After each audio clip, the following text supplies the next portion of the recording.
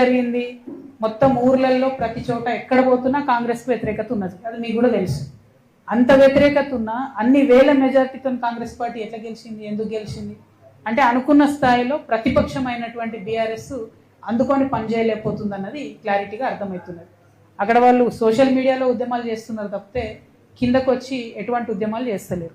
ఇంకొకటి పేరుకు కృష్ణార్జునులు అని చెప్పుకొని ట్వీట్లు పెట్టుకొని వాళ్ళది వాళ్ళు ఒకళ్ళు జబ్బ ఒకళ్ళు జరుచుకుంటూ తప్పితే ఒకళ్ళు వీపు ఒకళ్ళు జరుచుకుంటూ తప్పితే పెద్దగా క్షేత్రస్థాయిలో పనిచేయలేదని అర్థమైంది.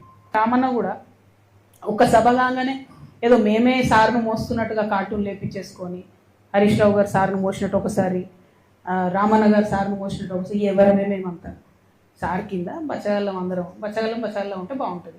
ఒక పక్క రామన్న సోషల్ మీడియా ట్విట్టర్ ఇచ్చిపెట్టి గ్రౌండ్లకు రావాలి, వస్తే బాగుంటుంది ప్రజలకు. ఇంకో పక్క హరీష్ అన్న మోసం చేయడం బంద్ చేసి నువ్వు కృష్ణునివా నువ్వు అర్జునువా ఏందో డిసైడ్ చేసుకొని ఆ పాత్ర ఏందో స్ట్రేట్ ఫార్వర్డ్ చేయాలి.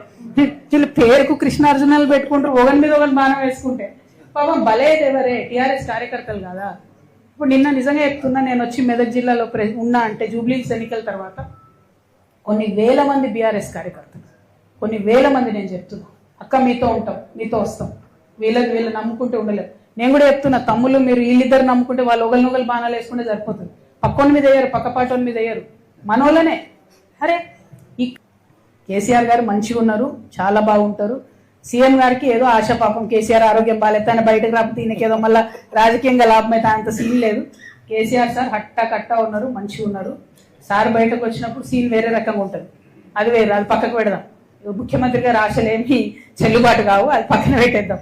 కానీ ఎవరైతే ఈ హరీష్ అన్న కేటీఆర్ అని ఉన్నారో వాళ్ళు సార్ కళ్ళకు గంతలు కట్టి అరాచకాలు చేస్తున్న నాయకులందరినీ కూడా సేఫ్ గార్డ్ చేస్తున్నారు. అది కరెక్ట్ కాదు.